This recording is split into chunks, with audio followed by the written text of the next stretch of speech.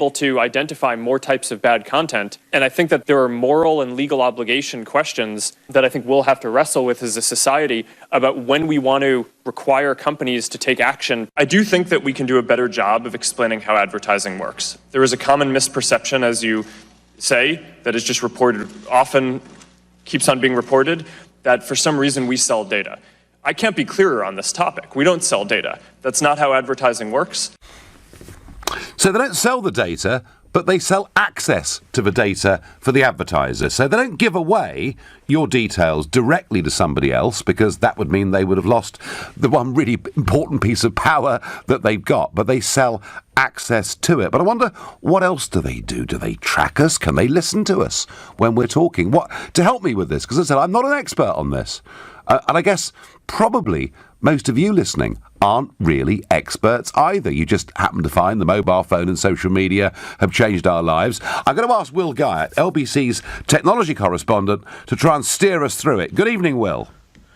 Good evening, Nigel. Consider me your grandson tonight. I'll talk you through the technology and how the technology works. Do you know, Will, I'll be honest with you. I get into hotel rooms all over the world and have to ring reception because I can't turn my telly on. So, yeah. And as you say, youngsters, people stop you in the street and say, "Can we take a selfie?"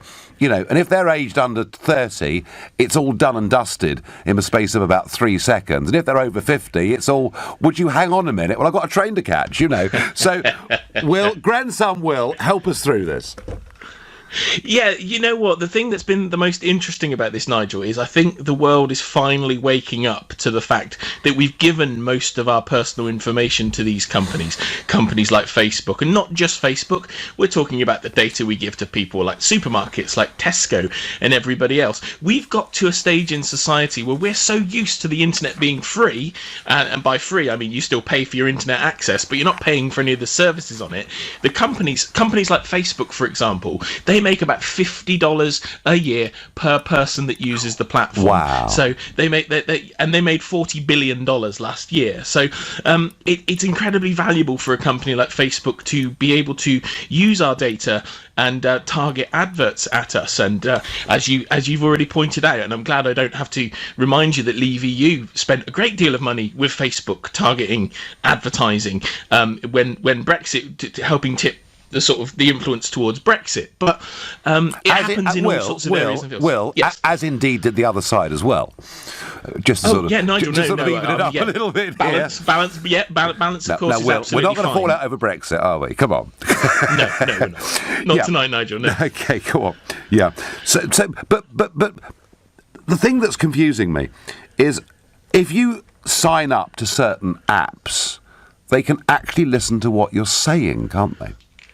You're getting slightly paranoid there, I will say. So what you're currently understanding there is the most apps on both the Apple iPhone and the Google Android stores have a broad, overreaching sort of level of permissions. And for example, some will be able to see the calls you're making on your phones. Some of them will be able to read the texts too.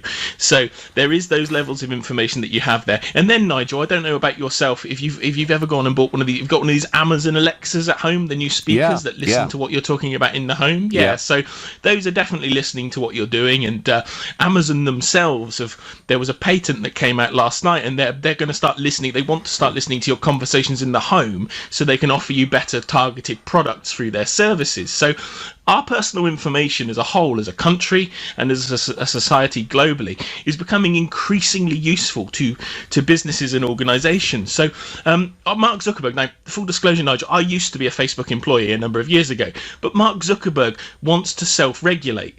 Silicon Valley and technology companies want to self-regulate. They don't want Congress, they don't want governments like ours asking them tricky questions about what they do and how they use our data. And whether or not this means there's going to be a change in policy and more of us leave Facebook or leave other services, or maybe we just start saying to Facebook, well, don't use my information to target adverts at me. Let me give you a £20 a month subscription, for example, because Facebook has a lot of good. It unites a lot of people around the world. It does a lot of good things, and some people would probably pay that £20 to keep that level of access and interest. But given that 45% of Americans now say Facebook is their main source of news, news, you can understand why the Senate are getting very concerned about its influence. Now, it was said that during Zuckerberg's testimony, his personal wealth increased by $3 billion. Did you think he performed well?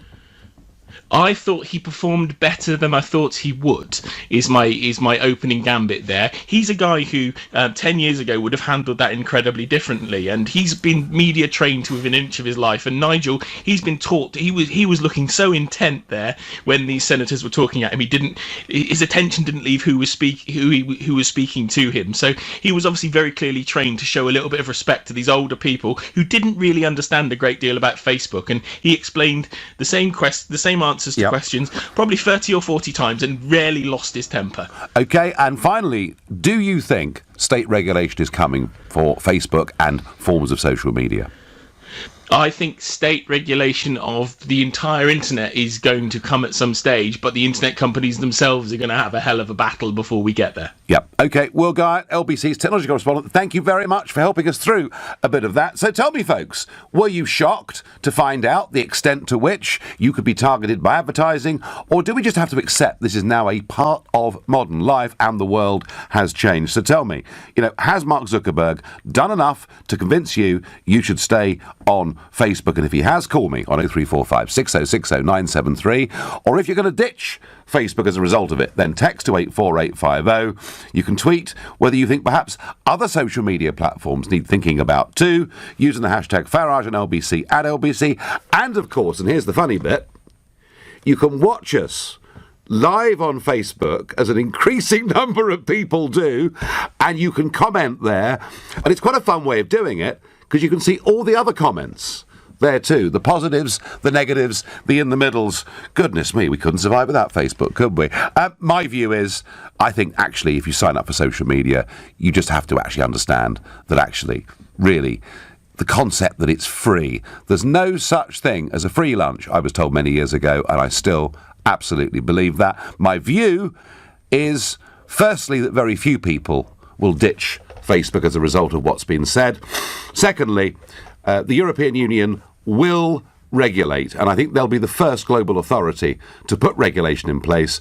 Whether it's the right regulation or the wrong regulation remains to be seen, but I do think, an industry of this size, and one that, frankly, isn't paying enough tax in the countries where they're active, I think regulation is coming. Let's go to Graham, a new caller from Heathrow. Good evening, Graham. Good evening, Nigel. So, did you think Zuckerberg came across well and convinced people like you that Facebook's a good thing? Well, I think if anyone had seen the movie about Facebook, the social network, then they already knew that, he's a very weird person. So, but what kind of shocked me was that when you see him standing there, he's like 32 years old. He is responsible, and he said it himself. I own Facebook. I run it. I'm in charge. Yep. We've put our, trust, and he is deciding censorship to 2 billion people. Yeah, I mean, that's the bit, Graham, that worries me. That's the bit that worries me, and I mentioned this. From his comments, he doesn't understand what censorship is. I mean, obviously, on the one hand, he was being very careful not to say they did censorship. And so he actually said, we don't do censorship. But they do. They and then he went on to say, well, terrorism is bad, that should come off. Yeah. And hate speech. Yeah. Well, whatever that is, everyone's definition of that is totally different. Bad content. He said bad. What's bad content? Well, everybody's picking up Trumpisms, aren't they? Sort of thing Trump would say, bad dudes or whatever. But Graham, what's interesting is, over the course of the last 2 months, I would say, there's been a big marked political shift in Facebook, and definitely conservative voices, right-of-centre voices, have had a much harder time reaching audiences on Facebook than they used to. Donald Trump's Facebook connection is 45% lower than it was at the start of this year, and that's because there have been changes to the algorithms. So actually, you're right. Zuckerberg is in the most enormously powerful position, isn't he? And he's the weirdest person. Is he? Are you being about? I mean, did you think him sitting on that booster seat so that he looks a bit taller? Did you find that weird? Well, no other person has this level of responsibility in the whole world. Why does he have it, and why is it not regulated?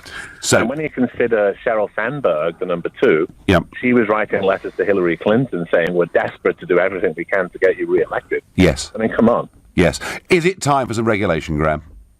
Yeah, I'm not a pro-regulatory guy normally, but in this case, I think it's gone too far that this one 32-year-old kid can censor 2 billion people. Graham, I'm with you. I'm not a regulatory person, and I'm most certainly not an EU person, but I think the EU will start something that I hope the global community gets to grips with. We're going to have some form of regulation. Thank you very much indeed for your call. You're listening to the Nigel Farage Show, exclusively on LBC. It's now 7:15. Has Mark Zuckerberg impressed you this week? Do you think, actually, Facebook's fine, we've got to accept in the modern world that our data will be used and actually used by advertisers everywhere?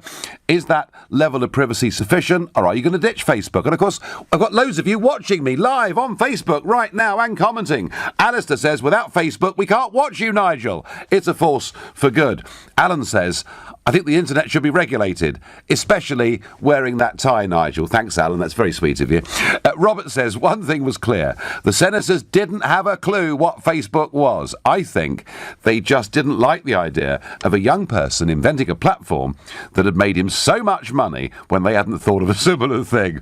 Stuart says, don't post what you don't want others to see. Simples. Well, there's a lot of truth in that, Stuart. And of course, a lot of young people posting all sorts of craziness on Facebook, showing off to their mates and all the rest of it, and of course not actually realising that if this stuff has been saved in any way, it's there and can be used against them forever. And that, that is a real problem.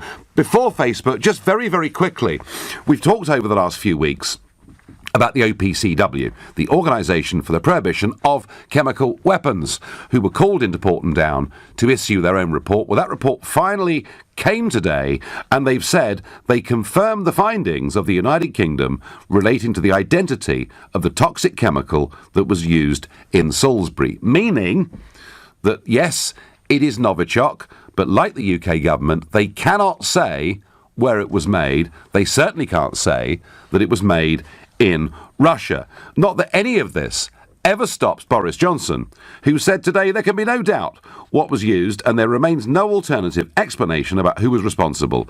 Only Russia has the means, motive and record. So Boris not backing down one little bit, but report after report, and it's all really very inconclusive. I begin to think we will actually never know who really was responsible for what happened in Salisbury. But back to Facebook, back to whether you're happy with Zuckerberg's performance, back to whether you think, as I do, that regulation of some kind on a global level is inevitable.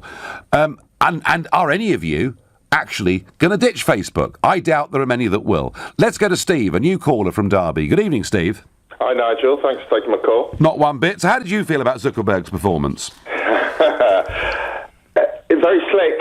Very, very slick. He's obviously rehearsed that. But what amazes me more than anything is the sheer bemusement by the politicians on both sides of the Atlantic how this could possibly happen. How could they manipulate this data and get out there? Well, a lot of it, certainly in this country, is down to the mandarins within Whitehall, the people, the faceless people that you never see, who are permanent. You can change the politicians every day of the week, but the mandarins stay there all the time. And then back in 2008, the telecoms division allowed through a company called Forley. You'll see adverts popping up on your browser for burglar alarms. And it's down to this company called Form. And that's all completely within the law. It is. But that happened back in 2008. Now, whether the new GDPR rules, when they come in, whether someone will be brave enough to challenge that and say, I want you to remove my data under the GDPR, which they'll be allowed to do. I want you to cease using and processing my data. So is the alternative, Steve, then, if you tick a box or whatever it is to say, you cannot use my data for advertising, Facebook then respond by saying, OK, that's absolutely fine, but we're going to charge you £5 a week for using Facebook. I mean, are they the choices effectively here? Possibly. But, like, what the charge shouldn't be any more than they are making per person from these companies to access the data. So if Company A gets charged £50 per person per year to use that data, then that's all we should pay. We shouldn't pay any more than that. Well, that'll be up to the free market to decide, I suppose, won't it? Of course. But I mean, Steve, you know, Neil from Mansfield's just texted in and said, the expert you had on earlier said people will be willing to pay £20 a month. I really don't think so, do you?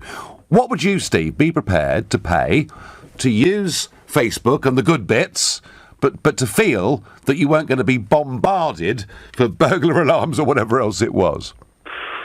How long's a bit of string? But if they do go down that route, it won't be long before another company springs up offering something, another form of social media. Yep. Because social media is developing and changing all the time. Someone will come up and that'll be their tagline. We will not process your data.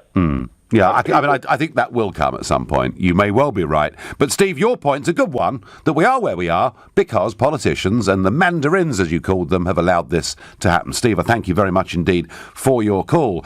I'm going to do loads of Facebook messages tonight. I've simply got to, haven't I? Tina says, no to regulation. I will ditch it if it becomes another arm of the EU. Hazel says, I like Facebook because it's unregulated. People can speak their mind, or they used to be able to. That, Hazel, I think, is increasingly actually becoming the point, because this guy Zuckerberg in his early 30s has now become the arbiter for what is acceptable in political debate and what is not. And if he's not careful on that point, perhaps even bigger than the points about privacy, he could start to really, really lose people. Let's go to Leo from Croydon. Good evening, Leo. Good evening, how are you? I am well, Leo. I wonder, is Facebook a force for good or bad?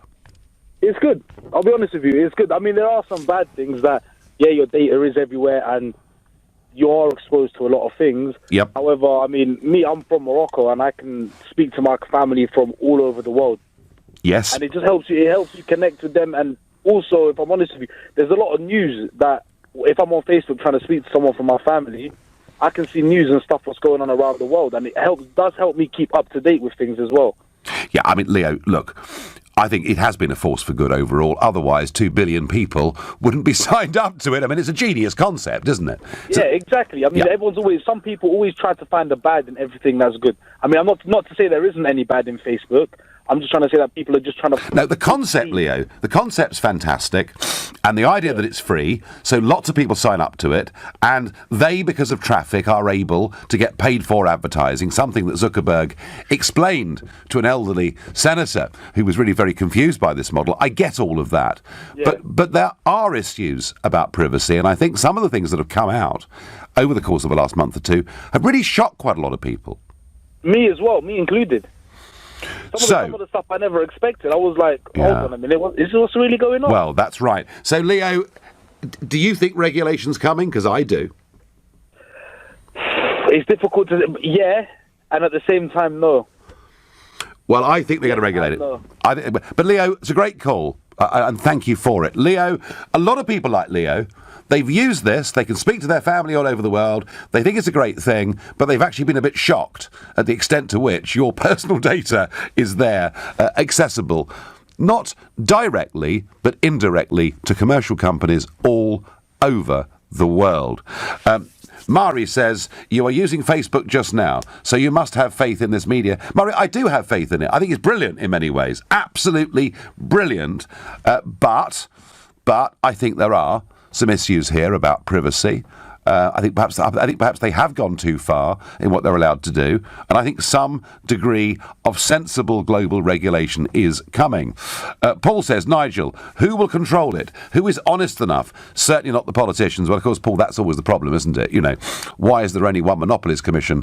Was the question that screaming Lord Such always used to ask. You know, who is going to be the authority that is the ultimate arbiter of what is and is not acceptable? I haven't got the answer for that. Lynn says, I take no notice of the Facebook ads anyway. I simply skip them when I can.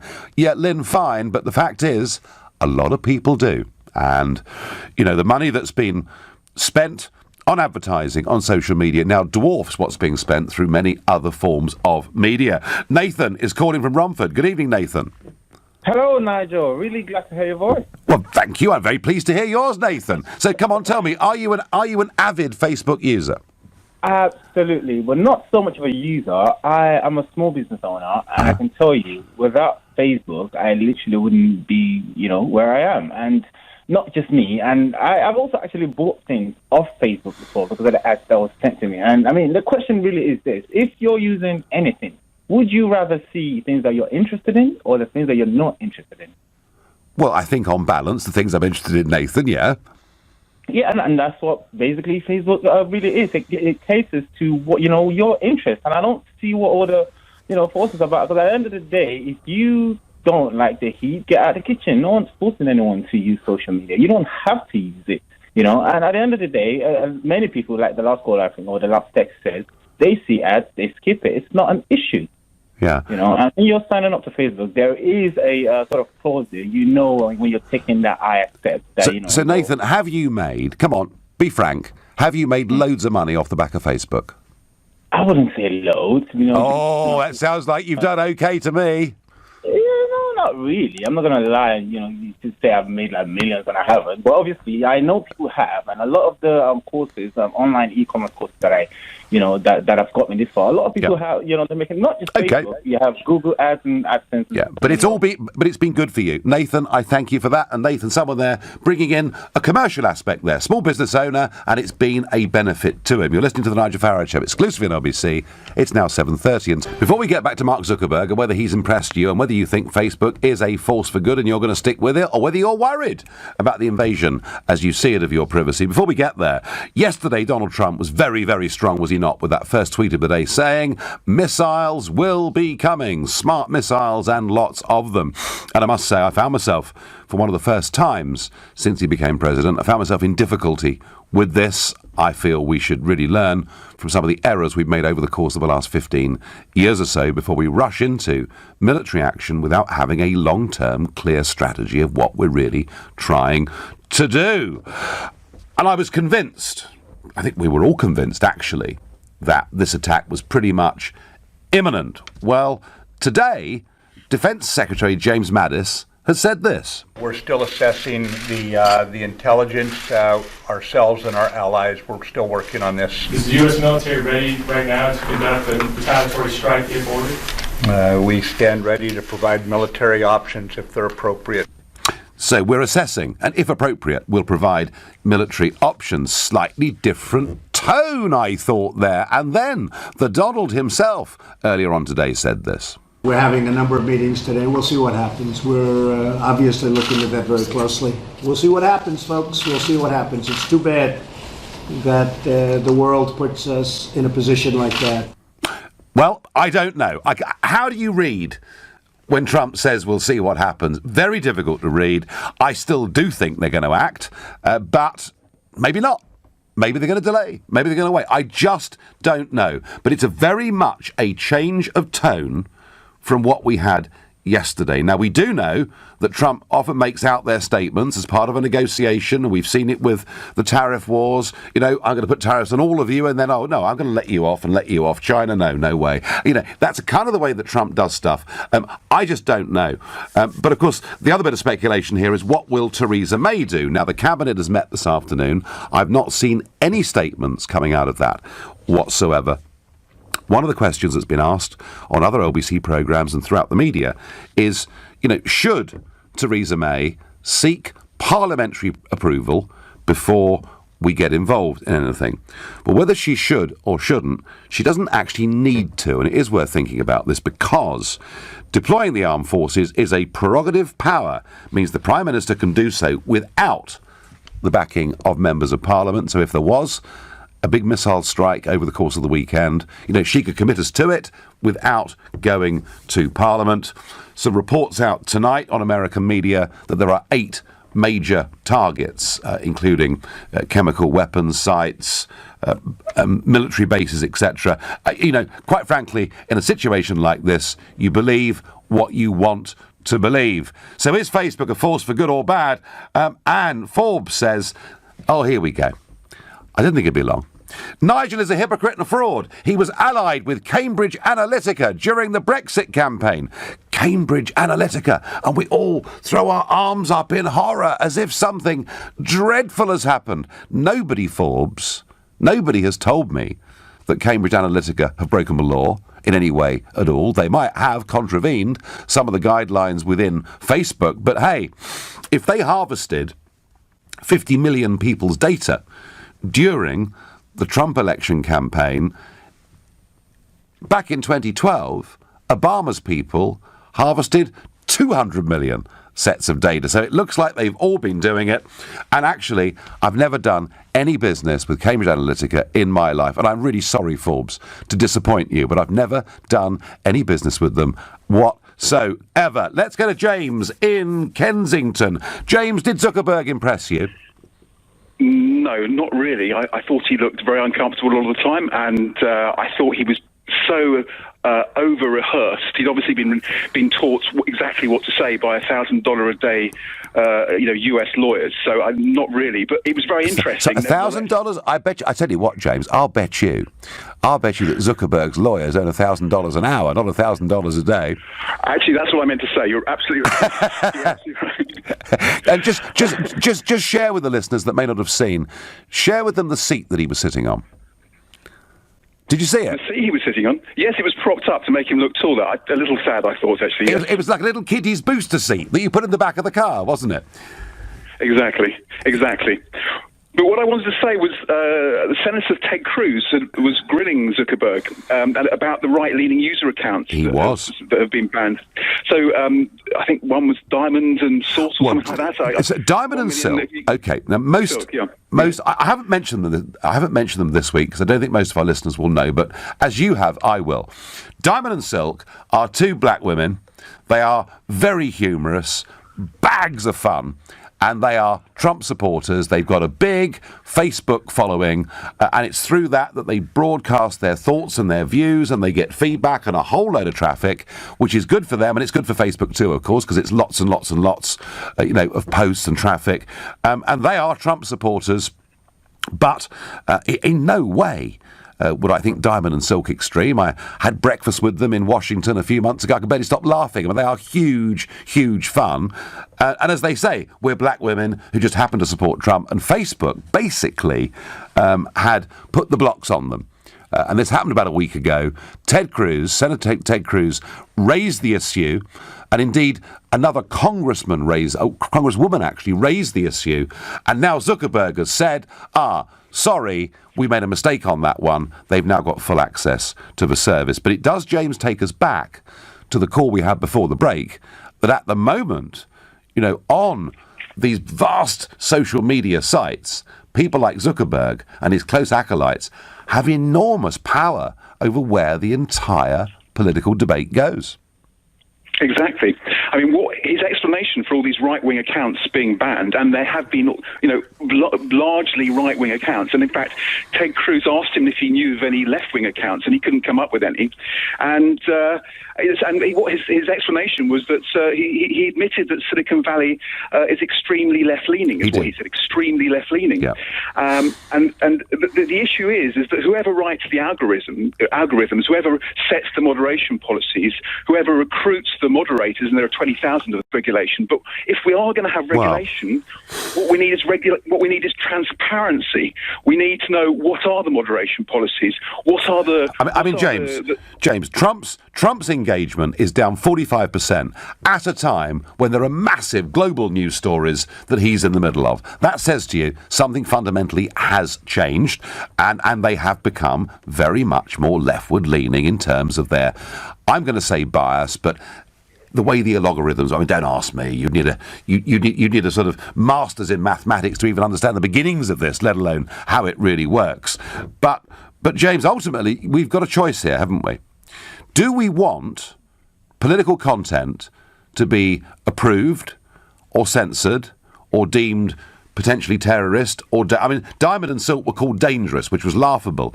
Do we want that done by somebody based in Silicon Valley. Eventually is something like the equivalent of Ofcom, but I think it should be a very, very light regulation, because people have the opportunity to block and mute messages, and that's what they should do. If it's incitement to violence, then that's something that needs to be stopped. But apart from that, I think it should be very, very light regulation in the future. Yeah, OK. James, thank you very much indeed for your call. I'm going to go to Maidstone in Kent and speak to Ian. Good evening, Ian. Good evening, Nigel. So does Facebook have a bright future in your view? I think Facebook has some challenges, and the challenges that they face is with their business model relative to the demographic that uses Facebook. Put it simply, they have too many people like me on there, and too few people like my son, and that's one of the problems that they face. Yes, the joke amongst youngsters is that Facebook's for old people, isn't it? Absolutely, absolutely. And look, I'm a heavy user of Facebook. I work in a business that very much uses social media from a marketing perspective. Yep. And I use Facebook, in the way that many people do. I keep in touch with friends. I use it for speaking my mind. And actually, I'm probably maybe a bit different to some of my demographic or generation, in that I'm quite happy for my data to be shared, because but you got to realise that ultimately, if it's free, you're the product. Yeah. And therefore you've got to accept that. Do you think, Ian? Do you think that a paid-for model, either on this or a similar platform, could emerge that actually does protect you from being bombarded by businesses like yours that want to sell us products? Well, the challenge, I'm not going to answer that with a yes/no question just yet, because my answer to that would be, if Facebook are trying to attract more young people, then the subscription model will not do that. And the reason being, and it's been proven, that the millennial generation and younger are actually very happy to share their data as long as they feel they're getting something back in return that's meaningful to them. Yeah. So actually, if Facebook wants to reduce its age demographic, they have to keep the free model. The older demographic is cynical about the use of data. And so therefore therein lies the challenge for Facebook. Yep. I don't have an answer for them, No, that's the challenge. No, but you've laid the challenge out well. Ian, I thank you. Now, you may well be listening to the Nigel Farage Show here on LBC, or you could be watching it on Facebook. Facebook, we love you, really. We really do. Oh, it's 7:45. Did Mark Zuckerberg impress you? Do you think Facebook is now in a good place? I played you earlier in the show his big apology and his big pitch for what Facebook was and what it is. Let's just listen to a little piece when he was in some trouble. Mr. Zuckerberg, would you be comfortable sharing with us the name of the hotel you stayed in last night? Epic. No. If you've messaged anybody this week, would you share with us the names of the people you've messaged? Senator, no, I would probably not choose to do that publicly here. I think that may be what this is all about. You're right. There we are, folks. Wasn't that really very, very interesting? Dick Durbin, the senator from Illinois, that asked those questions, and you could see Zuckerberg was in a hell of a mess over it. And really what people are saying is, look, the idea that it's a social media site and people can get together and it creates traffic and gives you advertising, and hey, that's great. But maybe some of this stuff has gone just a little bit too far in terms of the potential invasion of people's privacy. Some people don't care, some do. Helen on Twitter says, I'm afraid the robot named Zuckerberg provided me with more fear than before. And that is how some people are feeling. Overall, I do not think, because of what's happened in the last month or two, that many people will drop Facebook. That is my view. I could be wrong. Maybe Rudy from Exeter is going to tell me that. Good evening. Yeah, hi, Nigel. There's a few points I think that should be noted, really. The one is that I always feel that he's trying to dodge the questions and not answer it. And then when he doesn't want to answer it, to get out of it, he says, can I follow that up? He's got a lot of things he's going to be following up. Well, I tell you what, Rudy, many inquiries operate a bit like that. But did you find him insincere? Oh, 100%. He's lying through his back teeth. And the second thing is this, right? That's quite strong language, Rudy. I mean, he's lying through. So what is he covering up the way in which they operate? What's he doing that's not true? Of course, because when he answers the question, he then says, oh, well, I don't really understand what you mean. A CEO of a big corporation like that deals with people every day at high levels, and then he says a basic question, I don't understand what you mean. And I understand it, and I'm not a lawyer. So right. He understands it. And the second thing is, he then gives this flannel that people can control what people see and what they do. No, they can't, because if you go onto your Facebook profile and you set everything to private, you cannot, deactivate where friends of friends can see your profile. Yes. I only want friends just to see my profile. I don't want friends of friends to see my profile. And so it's not in control. You can't control turning the adverts off. So again, you're not in control. So in response, Rudy, to this, just sorry to stop you there, but time running away and lots of people want to speak on this. I understand. But in response to that, Rudy, he said, well, maybe a degree of regulation is needed. We will regulate ourselves. Do you trust Mark Zuckerberg and people like that to regulate themselves? No, you can't trust anyone to regulate themselves. It needs to be done independently because you know yourself, in a company, you need 3 people minimum as directors because then 2 can outvote the other. Okay. Complete control. Now, the last thing I was going to say is, right, and this will be the end of it, right, is the fact that he's made millions by selling this data. So all these people he's told... Well, selling access to the data, let's just be clear about that. Yeah, so he should be paying compensation to those people that were violated of that. Hit him in the pocket where it hurt. Well, let's see. So, Rudy, stay with me. Let's listen to a bit of Mark Zuckerberg passing off the blame and responsibility. My team follow up with you after this. I'm happy to have my team follow up with you on more information if that would be helpful. Senator, I have not heard that. Mr. Chairman, I will have my team follow up with you on what information. Senator, I don't know. I do not know. We can follow up. Okay, do that. I can certainly have my team get back to you on any specifics there that I don't know sitting here today. Rudy, I tell you what, you were right, weren't you?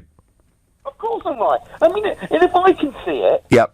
Yeah, no, listen, you illustrated it beautifully, and Mr. Zuckerberg did it even better. Thank you very much indeed for your call. Rabadia says on Facebook started out with good intentions, but it's been turned into a political weapon. Lynn says Facebook is about showing off. Look at me, where I've been. It's full of trout pouts and encourages narcissism.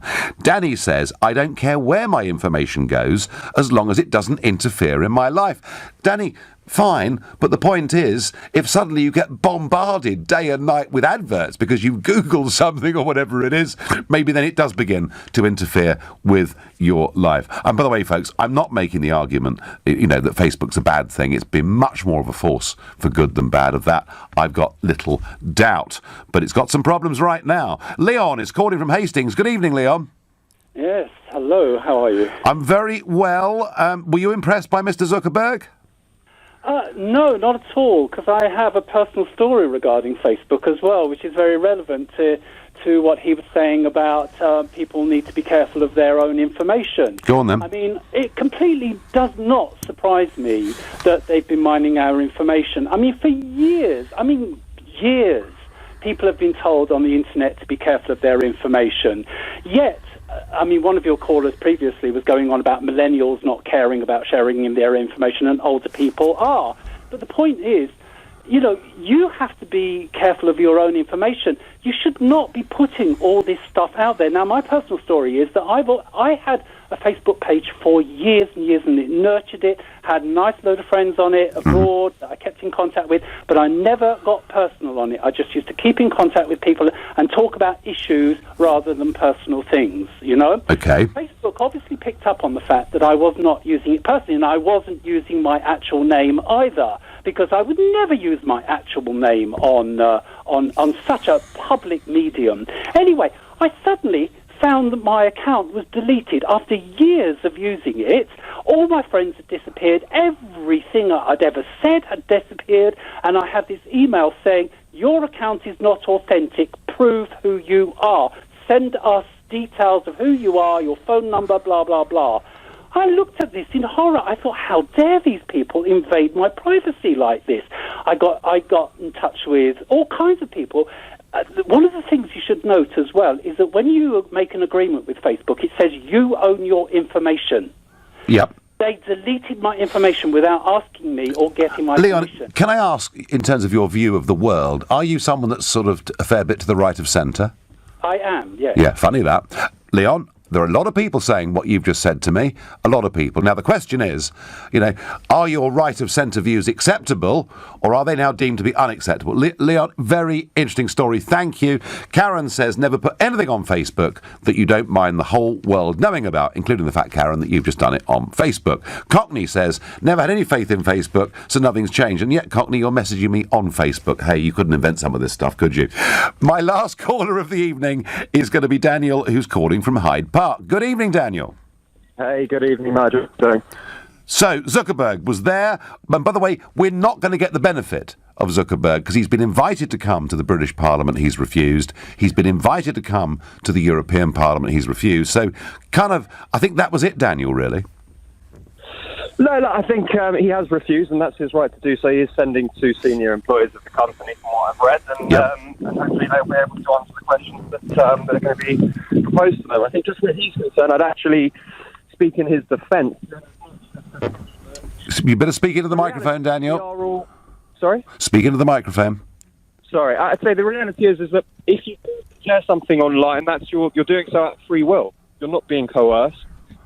We all upload as we choose to do so, and I actually think the bigger problem that what social media has caused is not where data is being sent, because every company under the sun nowadays is using data in some form or another. It is actually the depression and the more individual instances of self-promotion and not feeling like your pictures are being liked, which is what social media is toxic for, in my opinion. Okay, so what's to be done? In truth, I think that regulation might go some way to helping data leaks, and perhaps that will help. But actually, I think people need to be told that this is only the internet; it's not the real world. And just because you're not uploading a photo every minute of the day doesn't mean you're forgotten. And don't forget about the fact that you can pick the phone up to people and see them in real life, and you don't have to pretend to be someone online that you're not in the real world. Daniel, we'll finish on that note. Meeting people in real life. I rather like that. But there is one last Facebook message. Jen says, #Stop Zuckerberg. Adjust your permissions on your phone and turn off your location.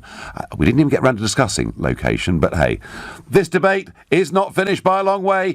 You've been listening to the Nigel Farage Show. I'm back here on Sunday morning and live on Facebook at 10 o'clock tonight. It's Ian Collins, but up next, it's Clive Bull. Nigel, thank you. So we're coming back to this continuing coverage of Syria.